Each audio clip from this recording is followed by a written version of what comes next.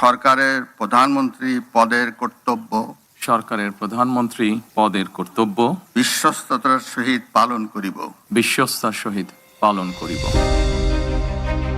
গত 17 ফেব্রুয়ারি পার্বত্য চট্টগ্রাম বিষয়ক মন্ত্রণালয়ে একজন মন্ত্রী ও একজন প্রতিমন্ত্রী দায়িত্ব গ্রহণের পর দীর্ঘদিন ধরে ঝুলে থাকা শান্তি চুক্তি বাস্তবায়নের সংকট, ভূমি বিরোধ, পাহাড়ি বাঙালি বৈষম্য, চাঁদাবাজি এবং আঞ্চলিক সশস্ত্র গোষ্ঠীগুলোর অপতৎপরতা বন্ধের দাবি নতুন করে জোরালো হয়ে উঠেছে।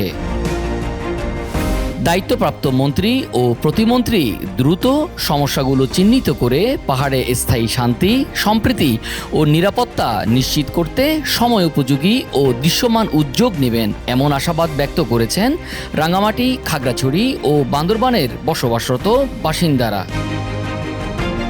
চলতি মাসের গত 12 ফেব্রুয়ারি সারা দেশে অনুষ্ঠিত ত্রয়োদশ জাতীয় সংসদ নির্বাচনে 2/3 আসনে জয়ী হয়ে দেশের ইতিহাসে প্রধানমন্ত্রী হিসেবে অভিষিক্ত হন তারেক রহমান।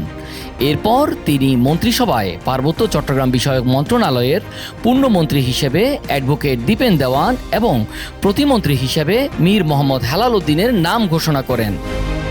শুরুর দিকে একজন বাঙালি সংসদ সদস্যকে প্রতিমন্ত্রী হিসেবে নিয়োগ দেওয়াকে কেন্দ্র করে পাহাড়ের কয়েকটি গোষ্ঠী নানা ধরনের মিথ্যাচার ও বিভ্রান্তি ছড়ানোর চেষ্টা চালায়।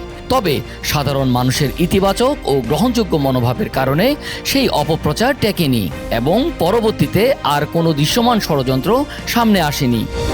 স্থানীয়রা বলছেন, গত 2 দশকের বেশি সময় পেরিয়ে গেলেও চুক্তির পূর্ণাঙ্গ বাস্তবায়ন নিয়ে বিরোধ, অবিশ্বাস ও অসন্তোষ এখনও রয়ে গেছে পার্বত্য চট্টগ্রামে।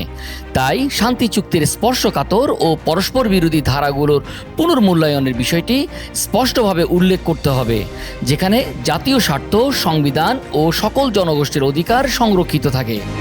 কেবল তাই নয়, ভূমি কমিশন আইন সংশোধন ও তার কার্যকর বাস্তবায়নেরও দাবি জানিয়েছেন পাহাড়ের বাসিন্দারা।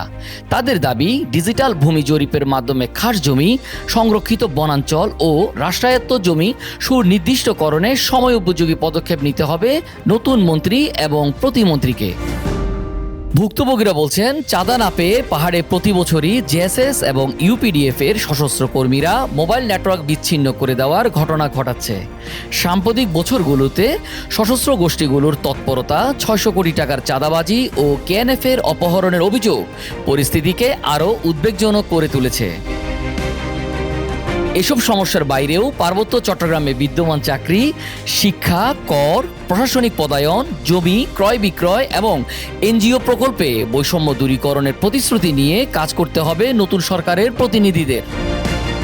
পাহাড়ের বিশ্লেষকরা বলছেন, পার্বত্য চট্টগ্রামকে এগিয়ে নিতে সেখানে বিনিয়োগ বৃদ্ধি, কর্মসংস্থান সৃষ্টি ও অবকাঠামো উন্নয়নের কোনো বিকল্প নেই।